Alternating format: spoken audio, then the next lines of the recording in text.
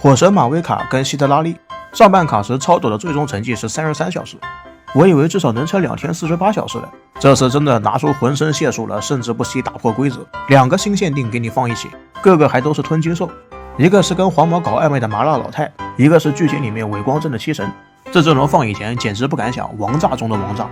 但现在嘛，不知道各位满不满意？觉得可以的扣1不可以的扣2。主要关键还是咱们满不满意不重要。官方现在是个什么态度？我现在很好奇。我希望他们这次是满意的，这次该用的牌真的全用上了。剧情上黄毛的高光也给了，纳塔主线从开始到结束，所有人甚至路边一条野狗都对黄毛毕恭毕敬的。文案一改4.8以前对黄毛的态度，应该是把那些代入感很强的玩家服侍得很好。流水要是不满意的话，估计就会回到以前的样子。黄毛是耐冤王的时候，流水是这样，变成大英雄的时候还是这样，没啥提升。策划估计都觉得以后还是哪里凉快哪里待着吧，讨好了玩家，但是并没有完全讨好。这次虽然拼尽了全力，但是期间还是不乏有雷点和逆天操作的。没这些东西，我真心觉得48小时坚挺2天超斗。本期卡斯化真的跟喝水一样，1月1号就有名场景，半夜紧急更新了100多兆，给火神试用关里面换了场地跟角色。没办法，试用关里面都能猝死的生命，内部人员估计都惊呆了。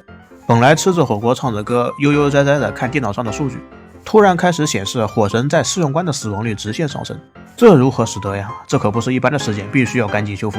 试用关设计师本意是好的，但是好心办坏事了。给火神带上欧洛伦，表示他并不绑定希洛林跟希德拉利，再带上夏沃雷，表示超载体系火神也能玩。雷系奶妈97人也可以进这个队伍，进一步保证火神生存。玩的是超载体系，但是把怪物全都放在了水边。玩的虽然是超载队，但是可以白嫖蒸发伤害，真的是用心良苦了。可结果却事与愿违，雷火丘丘人狠狠的发力，超载与感电反应在水边噼里啪啦的炸。5.2 加强了那些巨变反应埋下的伏笔，没想到在火神的试用关里面得到了收尾。我还能说什么呢？这就是所谓的贪心有余而能力不足，既想要这个又想要那个，好事想全占了，要不你干脆放几个冰史莱姆进来，说不定还能更加简单粗暴一些。一个人出毛病是小事儿，但很多人都有反馈，那设计师建议还是挨打立正吧。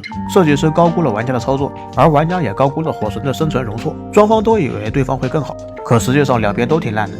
但不同的是，玩家可以选择不抽，手感不对位不抽也罢，主 C 嘛，多他一个不多，少他一个不少。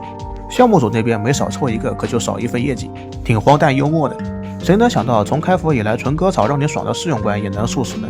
不过嘛，往好的方面想，也算是侧面推销了希德拉利。这么脆皮的角色，各位是不是要抽一个盾呢？哎呀，池子里面都给你们准备好了。国外现在统计的抽取样本的话是2:1，9成以上玩家是投资不了辅助命座的，顶多抽个灵命，更多人倾向火神命座。希德拉利能有这个比例应该不算差，灵命真的挺乏善可陈的，数值全在命座上，但是不抽又不行，后台兵一堆卧龙凤雏，比你真双强的不如你挂兵，比你挂兵强的没有你有安全感，而比你有安全感的好像还真没有。劳兵蟹实在是太有实力了，孩子们。灵命系啥都学一点，什么都学不精，可偏偏就这样还是比很多人强。这下知道为什么设计师设计的这么粗糙了。我设计的灵命是挺烂的，但是你不抽的话，你会用更烂的。倘若没有试用关这一茬的话，各位觉得超斗还能再加几个小时呢？不少人被初见杀劝退了。要是没有的话，我觉得可能还能再加个10个小时。海珍杰送的那20抽的话，又放在了下半。说实话，这真的不是一步好棋。真鹤斗境混吃了2个新限定放上半了，规则已经打破一个窟窿，为什么不干脆一点，直接打粉碎呢？20抽放上半也干不了什么事儿，顶多给你抽2个子，又不是10连4黄5黄的。可原神策划的认知就是这样，他们觉得我们送的少了，玩家就能氪金氪得多。而有的游戏的策划，游戏内容是质量好的，他们会认为咱们送的越多，越能吊起玩家的氪金欲望，不屑于克扣那些送的东西。要知道送的恰到好处的奖励，不管有多少，玩家心里肯定是舒服的。送的不及时的，就像那迟到的正义一样，没啥作用，没啥感觉，只会成为屯屯鼠玩家数以万计的原石仓库里面的其中一员而已。希望项目组能够满意吧。这要是不满意的话，劳队说不定都能提前复活。